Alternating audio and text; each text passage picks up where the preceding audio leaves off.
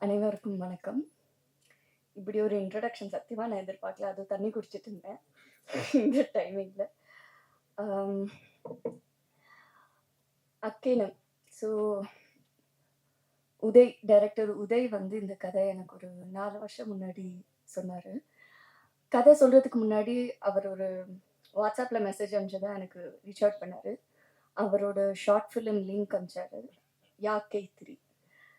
அந்த short film ஒரு narrative adaptation மாதிரி ஆல்ரெடி இங்கிலீஷில் இருக்கிற ஒரு ஃபிலிம்லேருந்து.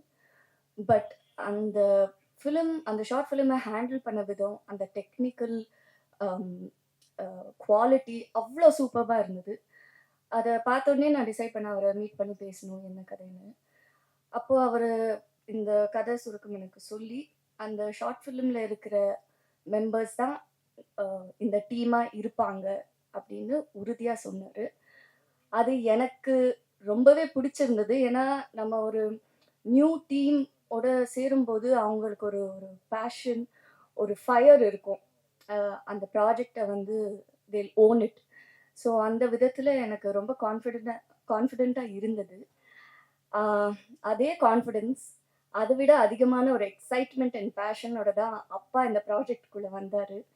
ஒரு ப்ரொடியூசராக, ஒரு ஆக்டராக தாண்டி கதையில் நிறைய இன்வால்வ் ஆனார். நீங்கள் பார்த்துருந்தீங்கன்னா ஸ்க்ரீன் பிளே அப்பா பேர் தான் வந்திருக்கும். அப்பா வந்து ஊமை விழிகள், இணைந்த கைகள் பண்ண டைமில் நான் இன்னும் பிறக்கலை. பட் அந்த gang of boys, film institute boys ஒரு படம் எடுத்திருக்காங்க. அவங்க எடுக்கும் போது எப்படி எடுத்திருப்பாங்க, என்ன பேஷன் இருந்திருக்கும், டே அண்ட் நைட் என்ன ஒர்க் பண்ணியிருப்பாங்கன்ற ஒரு ஐடியா, ஒரு சாயல் அப்பா இந்த ஃபிலிமில் ஒர்க் பண்ணும்போது என்னால் பார்க்க முடிஞ்சது. ஏன்னா இந்த குரூப் ஆஃப் பாய்ஸ், வெள்ளை சட்டை போட்டிருக்காங்கல்ல, இந்த குரூப் ஆஃப் பாய்ஸோட ஒரு அந்த கேங்கோட அப்பாவும் சேர்ந்து இதில் ஒர்க் பண்ணியிருந்தாரு. ஸோ என்னால் அதை எக்ஸ்பீரியன்ஸ் பண்ண முடிஞ்சது. ஸோ நான் கம்ப்ளீட்டாக வெறும் ஒரு ஆக்டராக மட்டும்தான் இந்த ப்ராஜெக்டில் ஒர்க் பண்ணியிருக்கேன். அண்ட் நம்மளை சுற்றி உலகத்தில் இப்போ நிறைய விஷயங்கள் நடக்குது. விபத்து, போர், இழப்பு, நிறைய இழப்பு, தினமும் ஒரு நியூஸ் வந்துட்டுருக்கு. ரொம்ப டிஸ்டர்ப் பண்ணுற விஷயங்களாக இருக்குது. இப்போது திடீர்னு அட் த சேம் டைம் நிறைய விஷயங்கள் நடந்துட்டுருக்கு. இந்த தருணத்தில் எனக்கு எப்போவுமே தினசரி இருக்கிற ஒரு கேள்வி வந்து, நம்ம என்ன பண்ண முடியும், நம்மளால் என்ன கான்ட்ரிபியூட் பண்ண முடியும். ஒரு ஹெல்ப்லெஸ்ஸான ஒரு சுச்சுவேஷனில் இருக்கிற ஃபீலிங் எப்போவுமே இருக்கும்.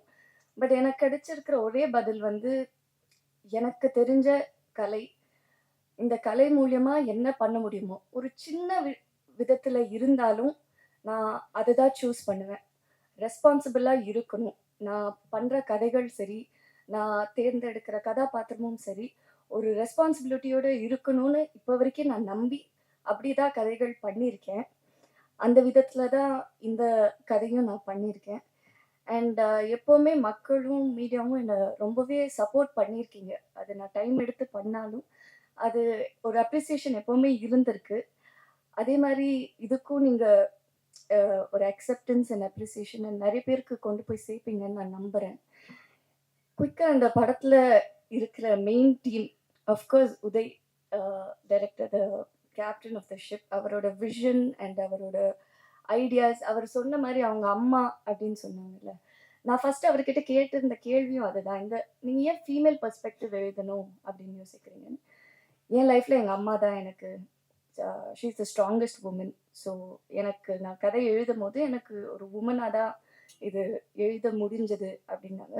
ஸோ இந்த படம் வந்து உமன் சென்ட்ரிக், பெண்களுக்கான படம் அப்படியெல்லாம் கிடையாதுங்க. It's actually a film. ஒரு படத்தில் ஒரு கதாபாத்திரத்துக்கு சில விஷயங்கள் நடக்குது. அந்த சுச்சுவேஷனில் அவங்க எப்படி ஹேண்டில் பண்ணுறாங்க, அதை கடந்து எப்படி போகிறாங்கன்றது தான் படம். அது பெண்ணாகவும் இருக்கலாம், ஆணாகவும் இருக்கலாம் நம்ம நிஜ வாழ்க்கையில். ஸோ இது மேல் சென்ட்ரிக்குன்னு சொல்ல மாட்டோம். அதே மாதிரி இது உமன் சென்ட்ரிக்குன்றது கேட்டகரைஸ் பண்ண வேண்டாம். It is a film, protagonist female அப்படின்னு தான் நான் பார்க்குறேன். அண்ட் அந்த விதத்தில் தான் அவரும் இந்த கதையை கொண்டு வந்தார். அண்ட் பரத் மியூசிக் சூப்பராக இவர் கார்த்திக் நேதா சார் சொல்லியிருந்தாரு, எல்லா வடிவத்திலையும் இருக்கிற ஒரு different kind of music sounding இருக்குது இந்த படத்தில். ஒரு சாங்லேயும் பேக்ரவுண்ட் ஸ்கோரும் அதே மாதிரி தான் இருந்திருக்கு. And Vicky on set. இவங்க வந்து சொல்றது வந்து இல்ல ரொம்ப ஸ்வீட்டா இருந்தாங்க, கைண்டா இருந்தாங்க. அதெல்லாம் தாண்டி ஒருத்தவங்க ஒரு டீம் இவ்ளோ யங் டீம் வந்து அவ்ளோ பேஷனேட்டா இருக்கும்போது, ஏன்னா அவங்கள பார்க்கும்போதே தெரியும். டே அண்ட் நைட் தூங்காம தான் வந்து வேலை செஞ்சுட்டு இருக்காங்க. பட் அந்த ஃபயர் அண்ட் பேஷன் இருக்கும்போது, நம்ம பண்ண வேண்டிய ஒரே விஷயம் வந்து நம்ம வேலைய ஒழுங்கா பண்றது தான். அது வந்து இவங்க கைண்ட்னஸ் அப்படின்னு தான் பார்க்குறாங்க தவிர, அது அப்படி கிடையாது. நம்ம வேலைய நம்ம ஒழுங்கா பண்ணோம்னா, ஒரு டீம் எஃபோர்ட் எப்பவுமே ஒரு நல்ல ஒரு கிரியேஷன கொண்டு வரும்னு நான் நம்புறேன். ஸோ அந்த விதத்துல தான் இருந்தது. Thank you entire team and அப்பா அஃப்கோர்ஸ் தேங்க் யூ. எப்போதுமே ஒரு big support. My hero, my super hero. Thank you so much அப்பா. Thank you. இன்னொன்னு, இந்த கதையில எனக்கு ரொம்ப பிடிச்ச விஷயம், நான் ரொம்ப எக்ஸைட்டான விஷயம் வந்து, நான் ஒரு கேப் டிரைவர். எனக்கு டிரைவிங் ரொம்ப ரொம்ப பிடிக்கும். If not for an actor maybe நான் ஒரு ரேசரா இருக்கலாம். நடுவில் அதை வேற நான் எங்கள் அப்பா கிட்ட சொன்னேன். அப்பா எனக்கு ரேசிங் ட்ரை பண்ணணும்னுலாம். ஏன்னா எனக்கு ரொம்ப பிடிச்ச விஷயம் வந்து டிரைவிங். ஸோ இந்த படத்துல 2 கேமரா வச்சு ஆல்மோஸ்ட் ஃபுல் ஃப்ரண்ட் கவர் ஆயிடும். எதுவுமே தெரியாது, ரோடு தெரியாது. ஆனாலும் நாங்கள் வந்து ரோட்ல அப்படி ஷூட் பண்ணோம். நான் ரொம்பவே என்ஜாய் பண்ணேன். But yeah, thank you for that today. Thank you. Media, press எல்லாருக்கும் மதிய வணக்கம். இந்த மேடையில் பார்த்தீங்கன்னா எந்த சீஃப் கெஸ்ட் இல்லாமல் ஏன் இது வச்சிருக்கேன்னா, யார் வேணாலும் நம்ம கூப்பிட்டா ஒரு ப்ரெஷர் பண்ணால் தம்பி விஜய் சேதுபதியோ இல்லை யாரோ வரிசையாக சொல்லலாம், பேர் சொல்லி கூப்பிட்டா வந்துடுவாங்க. வந்து என்ன செய்வாங்க, கொஞ்ச நேரம் பார்த்ததுல படத்தை பற்றி அப்படி இருக்கு இப்படி இருக்கு, தமிழ் சினிமாவை புரட்ட போகுது அப்படின்னு ஏதாவது ஒன்று சொல்லி, அப்படி இல்லாம ஓகே நாளைக்கு வரலாறு ஆகும் அப்படி இப்படின்னு சொல்லாம, நம்ம ஏதோ படம் பண்ணியிருக்கோம், நமக்கு பிடிச்ச படம் பண்ணியிருக்கோம், நீங்க கொடுத்த காசுக்கு கண்டிப்பா அது வேஸ்டா இருக்காது. ஏன்னா ஸ்கிரிப்ட் அவ்வளோ ஸ்ட்ராங்கா இருந்துச்சு. அதனால தான் சீஃப் கெஸ்ட் இல்லாம என்னுடைய நண்பன் கருணாமூர்த்தி, ஐங்கரன் உடைய மேனேஜிங் டைரக்டர் கருணா, எல்லாத்துக்கும் ஒரு வணக்கம் போட்டுரு கருணா. தென் இன்னொரு சீஃப் கெஸ்ட் டைமண்ட் பாபு, மேலே வாங்க மேலே வாங்க, இவர் தான் மேலே வாங்க பாபு, பாபு சார் மேலே வாங்க. என்னுடைய முதல் படத்துல ஊமை வெளிகள்ல அவருக்கு ஒரு சேர் போட்டுடலாமா,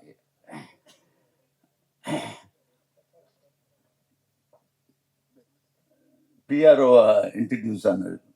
இவரை பற்றி சொல்லணும்னா, ஒரு வாட்டி ஷூட்டிங்கில் ரஜினி சார் ஷூட்டிங் நடந்துட்டு இருக்கு, பிரபு இருந்தார், பிரபன் இருந்தாங்க, எல்லாம் இருக்கும்போது நாங்கள் போனோன்னே ஹீரோ ஹீரோ ஹீரோ இங்கே வாங்க அப்படின்னாரு. பாபு சார் பின்னால 2 பேரும் நிற்கிறாங்க, யார் என்ன நினைச்சா என்ன அப்படின்னு சொன்னவர் தான். என்ன பாபு, கரெக்டா இல்லையா? எத்தனை பேர் இருந்தாலும் ஹீரோ ஹீரோன்னு ஆரம்பத்துலேருந்து சின்ன வயசுலேருந்து சொல்லி பழக்கம் ஆனதுனால அப்படியே கூப்பிடுறேன்னு சொன்னார். ஸோ இந்த படத்துக்கு ஒரு 3 சிறப்பு அம்சம் இருக்கு. ஒன்று, எல்லாருமே புது டெக்னீஷியன். நான் முதல்ல கீர்த்தி சொன்னதுக்கப்புறம் ஒரு 2 வருஷத்துக்கு முன்னால் கதையை கேட்டோன்னே எனக்கு அது பிடிச்சிச்சு.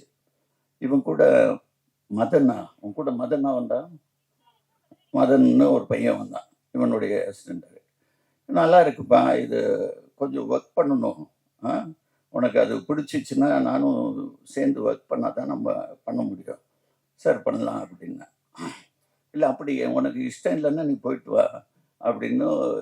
சரி சார் அப்படின்னு போனான். ஒரு 4 நாள் கழிச்சு திருப்பி வந்துட்டான். இல்லை சார் நம்ம ஒர்க் பண்ணி பண்ணுவோம் அப்படின்னா. சரி பண்ணும்போது உட்காந்துட்டு, சார் யூனிட்டா எல்லாரும் ஒன்றா நாங்கள் சேர்ந்து பண்ணணும்னு ஆசைப்பட்டோம். யூனிட்டா? யார் யூனிட்டு? மியூசிக் டைரக்டர் புதுசு, எடிட்டர் புதுசு. அப்படியா, சரி அவங்க எல்லாத்துக்கும் திறமையாக இருக்கா சார் கேட்குறீங்களா அப்படின்னா. ஒன்றும் வேண்டாம், சரி வர சொல்லு, எல்லாரும் வெளியே தான் நிற்கிறாங்க, வரிசையாக கூப்பிட்டுட்டு வரேன்னு வரிசையாக எல்லாத்தையும் கூப்பிட்டுட்டு வரேன். அப்படி வரிசையாக உள்ள வந்தவங்க தான். அதில் மியூசிக் டைரக்டர் வேற, என்னடா எடுத்துட்டு வாங்க நீ, ஸ்பீக்கர்ஸு எல்லாத்தையும் எடுத்துகிட்டு வந்துட்டான். லேப்டாப் ஸ்பீக்கர்ஸ் எடுத்துகிட்டு வந்து இதுக்கு இப்படி ரீரெக்கார்டிங் வச்சுருக்கேன் அப்படின்னு சொல்ல ஆரம்பிச்சு எனக்கு உண்மையிலே இம்ப்ரெசிவாக இருந்துச்சு. சரி, நம்ம தான் எல்லாத்துக்கும் ஒரு வாத்தியார் மாதிரி இருக்கோமே, நம்ம எக்ஸ்பீரியன்ஸ் உள்ளே போட்டுட்டு இவங்க கூட சேர்ந்து ஒர்க் பண்ணுவோம். இவங்க சின்சியாரிட்டி பற்றி சொல்லணுன்னா ஃபர்ஸ்ட் ஷெட்யூல் நாங்கள் ஒடிசா போகிறோம். ஒடிசாவில் இவங்கள ட்ரெயினில் அனுப்பிச்சிட்டு நான் ஃப்ளைட்டில் போயிட்டேன். போகும்போது அங்கே அந்த பைக் ஷாட் பார்த்தீங்களா ட்ரெய்லரில், அந்த பைக் அங்கே ஹையர் பண்ணணும். நான் உதயிட்ட கூப்பிட்டுட்டு பைக்கு எந்த மாதிரி, சார் நாங்கள் ட்ரெயினில் வரும்போது தூக்கிட்டு வந்துட்டோம்னா. தூக்கிட்டு வந்துட்டீங்களா? ட்ரெயினில் புக் பண்ணி எடுத்துகிட்டு வந்துட்டாங்க, அது அவனோட பைக்கு. ஸோ அந்த பைக்கு சரி போய் எடுத்துகிட்டு வாங்கன்னா பைக்கு புவனேஸ்வரில் இல்லாமல் கேல்கட்டா போயிடுச்சு. என்னடா நாளைக்கு ஷூட்டிங் கேல்கட்டாக்கு ஆள் அனுப்பிச்சிட்டு எடுத்துகிட்டு வந்துட்டாங்க. அவ்வளோ சின்சியாரிட்டி.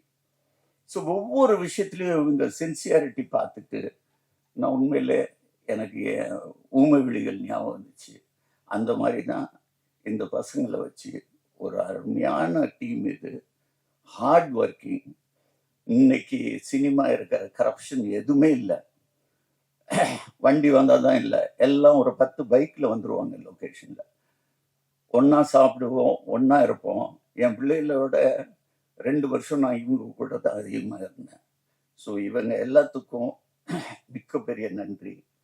தென் இந்த படத்தில் இவங்க சொன்னது வரிசையாக சொல்லணும். இவங்க எல்லாம் சொன்னாங்க, சார் நீங்கள் என்ன சொன்னாலும் சரி அது எல்லாம் உண்மை, எல்லாரும் உண்மை. ரமேஷ் திலக் வரல, அவனும் அதுதான் சொன்னான். சார் பணம் அப்புறமா பேசுவோம். ஆதித்ய மேனன் அப்படி தான் சொன்னான், பிரேம் அப்படி தான் சொன்னான், எல்லாருமே அப்படி தான். உண்மையில எனக்கே என் மேலே ஒரு பெருமை ஆயிடுச்சு. அடப்பாவுமே இப்போ ஜனங்க நம்மளை நல்லவன் நம்பிட்டு இருக்காங்களே. ஆனால் உண்மையில நான் இவங்க சொல்கிறதோட நான் முன்னால் இருக்கணும், நான் அஹெடாக இருக்கணும்னு சொல்லி இவங்களுக்கு எல்லாம் ஏற்பாடு பண்ணேன். இந்த படம் நிச்சயமாக உங்களுக்கு மட்டும் இல்லை, ஜனங்களுக்கு பிடிக்கும். இதுக்கு மேலே நான் இன்னும் 2 பேரை நான் மென்ஷன் பண்ணோம். என்னுடைய நண்பன் இணைந்த கைகளில் ஊமை வெளிகளில் பண்ண செல்வகுமார், அவர் நான் இந்த படத்தில் ஒரு கேமரா சூப்பர்விஷன் மாதிரி பண்ண வச்சேன். தென் வேலுமணி எனக்கு டயலாக் ரைட்டர். இந்த படத்துக்கு ஒரு புது டயலாக் ரைட்டர் சரவணன் குமார், அவர் வரல. அவங்க one of the co producer also, Saravanakumar and AK Sekar.